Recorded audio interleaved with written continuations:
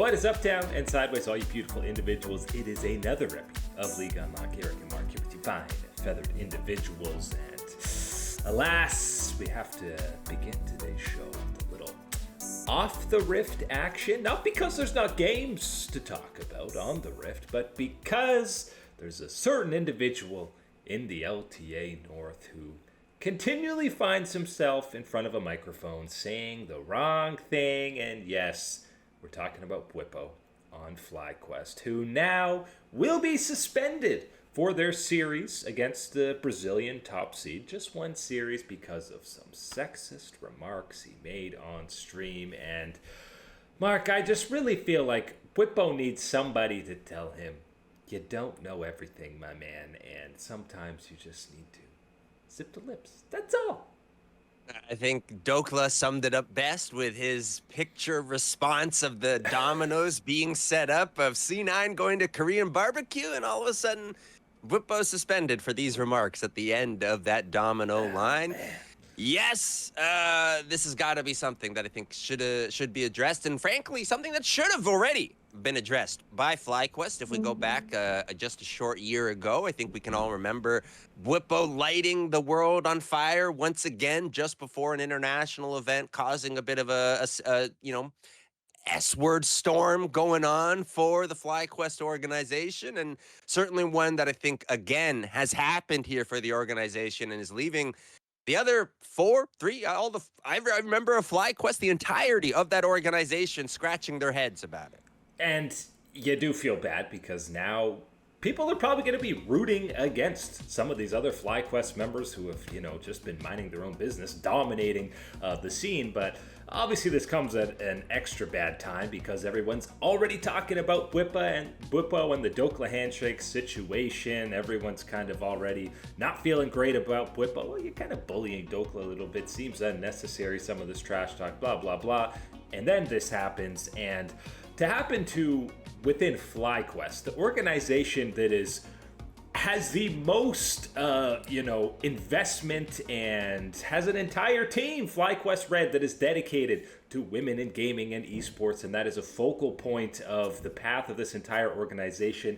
And then you have Bwipo doing all this. So yeah, the suspension is really not a big deal because it's going to be against a Brazilian team in the upper bracket. Even if they were to lose, they're still alive in the tournament. Bwipo's paycheck for however this tournament ends is going to be donated to causes that support women in gaming. So maybe that's the bigger side of things for FlyQuest, but it does feel like a pretty light slap on the wrist. It's one of those ones where at least there's maybe 1 point of credit going over towards FlyQuest because there is an action being taken upon this. It is a punishment for sure. And yes, I think, again, kind of the only one that actually is going to have an impact is going to be that prize pool money not going his way, going towards charity. But I think, again, it's one of these ones where FlyQuest is left having to pick up the pieces for this type of problem and this type of issue that's come through. And one of these ones where, again, it is one where I think to put ill intent or, malintent on something from this statement from Bwipo would be maybe taking it a step too far, but it still is one that you have to get in front of and control the damage because this type of narrative, these type of thoughts are ones that are detrimental to overcoming the gaps that we need to for some of these groups, for marginalized, for women in esports and stuff, to try and level a playing field, to try and earn these type of spots. Those type of comments aren't helpful. So good to see FlyQuest make an action. The action they made outside of the prize pool money is pretty lenient, given that it is almost assured, no matter what, that series will go the way of FlyQuest. And then Bwipo is right back in for the rest of the tournament. So I think, again, there would be an avenue to try and extend it, try to make it more serious, with still not, absolutely burying Bwipo underneath this. But at the end of the day, I'm left not surprised, but slightly disappointed by the action still. I don't know if people would have been upset or batted an eye if you said, Bwipo, you're not playing in this whole tournament, this whole regional tournament against the Brazilian and other LTA teams. FlyQuest has already, locked up a spot at Worlds. Bwipo's obviously going to be there at Worlds. And this is really the only position that FlyQuest has where they actually have a serviceable sub who has had game time on stage in Gakos, so they have an alternative that they could rule with. So I would have liked to see more than one series. But here, going forward and heading to Worlds, they gotta lock Bwipo in a basement. No streams, no post-game interviews. Keep all the microphones away from this guy. Yeah, this is one of those ones where you can't simply go, okay, you'll get some media lessons now and try to keep it under control. That takes time for those lessons to sink in, to understand. And should have already happened, by the way. Right, should have happened, but it's one of those ones where you can't just, reaction now, start it up type of thing. It is one of those ones where it has to be almost a more restrictive type of method that you are going into keeping this under wraps. Because yes, I don't think it's a probably. I think it is a guaranteed that you will see more of the international community and even some of the North American community turn against FlyQuest, turn against Bwipo and this organization because of this whole incident. Really is going to be an ugly one and one of the ones that you're going to have to try and sweep under the rug if you are FlyQuest. But I don't think a lot of people are going to let you forget about it and sweep it under. And again, this is the organization that's protecting the planet, the good vibes, positivity, welcoming to everyone. So this is code red for FlyQuest in terms of having this kind of, no publicity, or there's no such thing as bad publicity. This is bad publicity for FlyQuest. Very bad publicity, and one of those ones where it can get even worse because this is just simply what FlyQuest has taken the steps proactively for Bwipo in this situation. We don't know if Riot will step in and issue their own issue of punishment or suspension or whatever, because again, this is a topic that will be taken extremely seriously, not only by the organization FlyQuest, but also by Riot as the organizers, as the manager of the League of Legends game. Certainly not a perception, a notion that they want to be putting forth and staining the game with. That's something that I think is also still the jury will be out for and seeing the punishment. And listen, Bwipo did release an apology quickly after this whole thing came. You can, play the game of, FlyQuest, I'm sure, said, you better get that apology out there quick, buddy, or you're missing more than a series. That probably happened, but, obviously an apology does not forgive what has already happened. So a long road to redemption for Bwipo, I think, both on the Rift and, more importantly, off the Rift with, his own organization, fans of the LTA, and yes, that international community. Let's actually get to some games that happened, because it seemed like an easy way to lead to have a Dplus Kia T1 matchup, and then this whole Bwipo thing happened. But we did get a banger of a series between T1 and Dplus, and when you see Dplus take game one in the fashion that they did, you heard everybody saying on the cast, they were like, yeah, this is how it's going to happen. Dplus wins one game, and then T1 bounces back and steals the whole series. It would have been perfect because I had the T1 hoodie on and I was with my coffee watching the matches. It wasn't that I spilt the coffee on myself because of the T1 DK match. It was because of reading all about Bwipo and the absolute shock and surprise of that whole situation coming through. And yes, that it is able to take over the story of Dplus and T1 meeting in the LCK playoffs. And yes, this one goes the distance. Silver scrapes between these two this time. Unbelievable stuff. And all it does is it comes down to, is Kyria him? And yes, he is him. And he is the real deal on the Blitzcrank. Yeah, and, it's kind of insane that Dplus gets to this game 5. I think, again, after that game 1, you did expect it to be 3 straight for T1. Especially, you see Guma on the Aphelios, Kyria on the Thresh. That's the only recipe you need for a win on the side of T1. It is opposite the Ziggs, so they kind of, clashed against an unstoppable force and an immovable object. But yes, game 5 even looks good. For Dplus, they have this great early game. Doran starts 0-3, I think. They completely remove him from relevancy for the majority of this game and just sit there, get ready to scale and take the game over Dplus. But your boy Aiming gets greedy, I guess, for a couple of smolder stacks, takes one step forward, gets hooked by Kyria. He has flash. You have to flash this hook 100 times out of 100 because he blows the flash afterwards and gets blown up anyways. And that one pick in the mid lane, everything unravels for Dplus from there. I think It's one of those ones without seeing the match, you need to understand there was only one avenue for T1 to get back into the game. Never mind win the game, to get back into the game and have a chance was to pick off the smolder, to pick off aiming in that moment in the mid lane. Kyria hits it, but yes, it is absolutely one of these ones where it is on the individual. It is on aiming to flash, to have that respect. Yes, you can play out the, okay, but then I don't have it for this fight, and surely they're jumping on. You made it to that fight at least. You didn't make it in this one, in this time around, and you gave that door open. Kyria again proves it more so throughout this matchup, picking off Lucid blind at the Baron pit as well with the hook. This was a phenomenal one from Kyria, and really T1 pushing that pressure once they get these picks, but absolutely criminal from aiming to not flash that one in the all-important Game 5 against T1. I mean, you see immediately they have Rift Herald, and it's immediately 2 mid lane turrets after aiming gets caught out, and they're in the driver's seat, and then, blind hooks into the bush for Kyria are insane. It felt like the Thresh was the warm-up game for him to play the real hook champion in Blitzcrank, but this, we're not even talking about the trend pick out of Showmaker in this 5th game, which unfortunately, aside from him dying to minions because he doesn't want to ulti, has no impact on the game.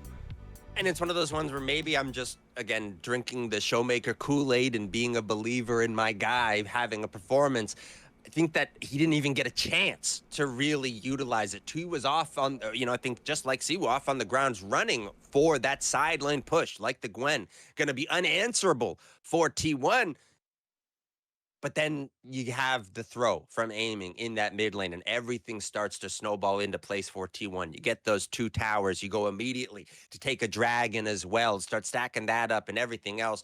And it was over for the chances of DK to really push and utilize their composition that way. I think it looks even worse, though, when you're looking at the individual kill where he dies and doesn't pop his ultimate at that point down in the T1 bottom lane. And we know that's a Tryndamere special, saving for the last possible pixel and then dying before you get to that. But again, the early game was so good for Dplus. It's insane that T1 wins this in sub 30 minutes. That's how quickly of a turnaround they have. It's almost an 11k gold lead by the time they're closing things out here. So yes, you could say T1 was brought down into the mud a little bit in this series, playing in the kind of sloppy chaos Rise group playstyle that we're accustomed to seeing out of Dplus, but absolutely you saw T1 kind of level up throughout this series, and despite a really good game 4 out of Dplus to force this silver scrapes, it does make you think, like, they're couple aiming bad plays away, because he does try to get the redemption later on in the game where he flashes to try and... There's so many low health bars for T1, but it ends up being the final team fight of the game. But probably better overall Dplus performance than we were expecting. If you're Dplus Kia, you are writing that check for Diable right now. Right now. You've already got it signed. And there's no number. It's blank. Yeah. You don't put the number in. You leave that for Diable to put in for you, man. That's how that one is going to work out. Yes, I think this was an improvement for Dplus, and I think, again, a very important one at the end of the day when you do examine kind of what the trajectory, how you are building out this roster, this new iteration of the team without Canyon moving forward with Lucid and Showmaker as those big pieces, and then it was Siwu on the top lane. Is that another addition and fleshing things out? And I think, again, the signs that he's shown throughout this year and specifically this series, you can feel good about that. And that is why we're going so all in on getting Diable, getting somebody in that ADC position that you can rely upon, because I think that's one of those ones. Yes, the high power plays, high potential is still, of course, there with someone like aiming. But too many times throughout this series, you see those mistakes, you see the positioning, all these little things. And in those crucial clutch moments, the differential between being a winner in a best of 5 against a T1, a Gen G, a Hanwha Life, it is having one of those reliable guys in that ADC positioning. And I don't think aiming is going to cut it. Yeah, and I mean, this is too many times, especially this year, that we've seen stuff like that out of aiming. But yeah, I feel the worst for CU because he had a great series across the board. Most of the games they were winning was mainly him in the driver's seat for the squad, and we've already seen how many crazy base defenses he's had in the regular season. This guy is absolutely the real deal. And even Lucid, listen, Owner had a fantastic series in his own right, but Lucid held his own in some of these smite fights and had a solid series on his own, even with owner really playing at a high level.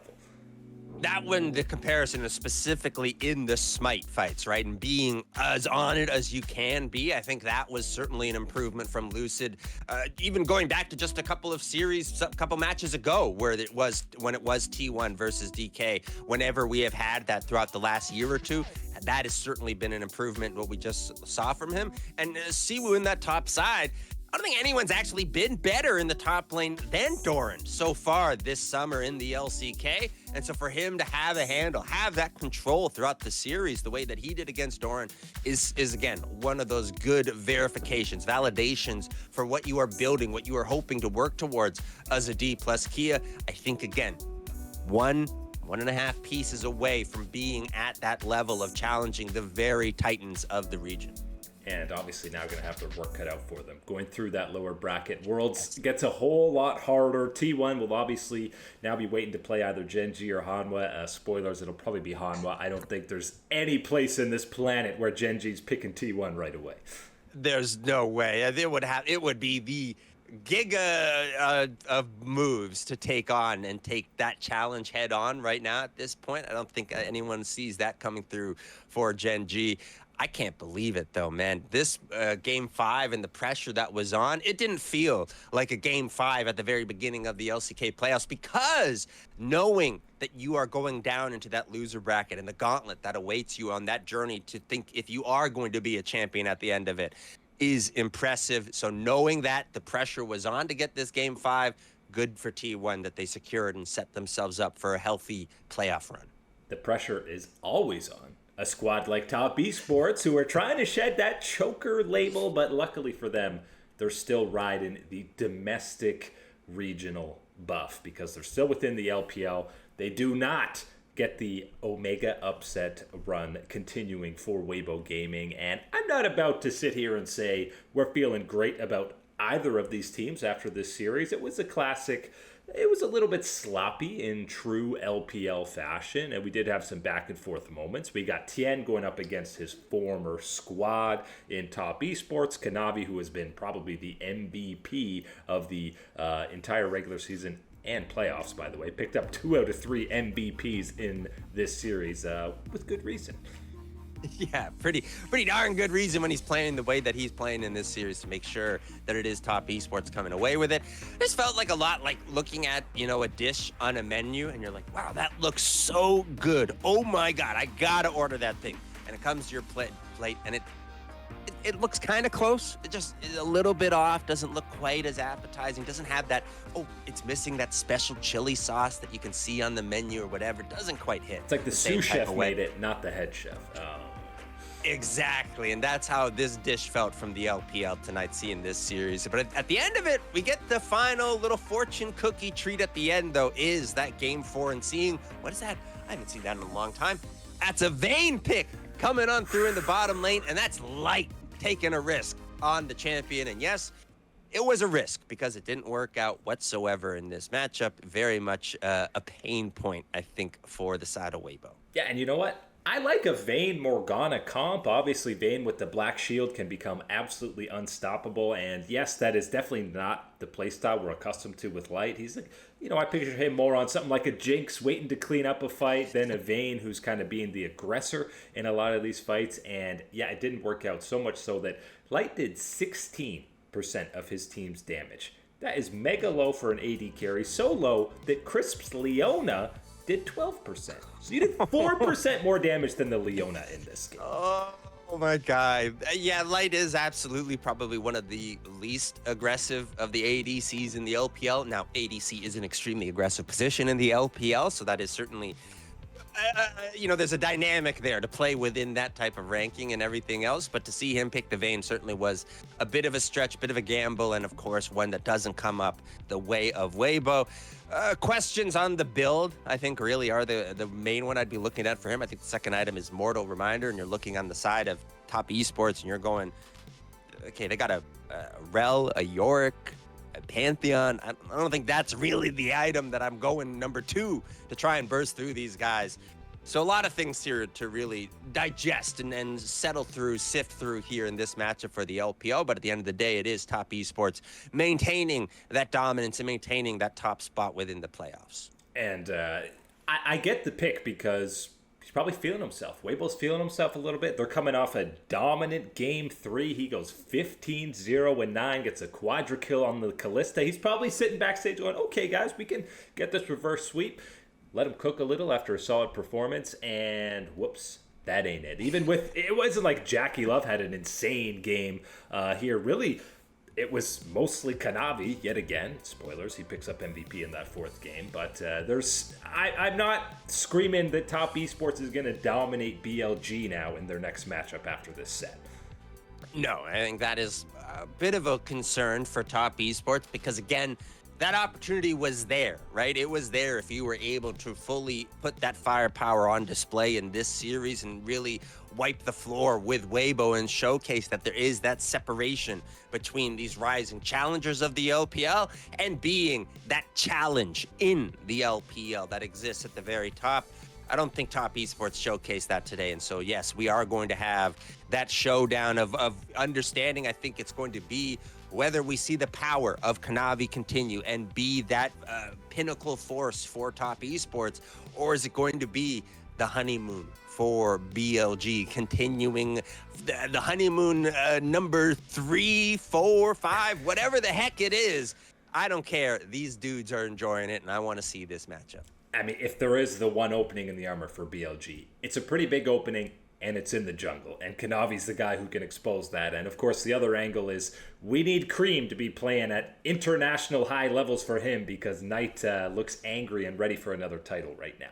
The mismatch in the jungle is only surpassing the mismatch in the mid lane by the smallest of margins, because that is certainly going to be one. Now, can Cream step up and can he mitigate? Can he provide things for Top Esports with still the pressure that will be there from Knight? Absolutely. That can be one of those ones. But we still, I think, got to give that edge over tonight, and especially with the form that he has been in the last week, 2 weeks here at this point. That is a Knight that is extremely dangerous and one of these ones that likes to take control, likes to take the initiative within the game for himself and dictate how the series will play. Bangers are stacking up matchup-wise in both the LPL and LCK playoffs going forward. But that is it today for League Unlock. Eric and Mark here with you, absolute beauties. Thanks for hanging out. We'll catch you on that flippity flip.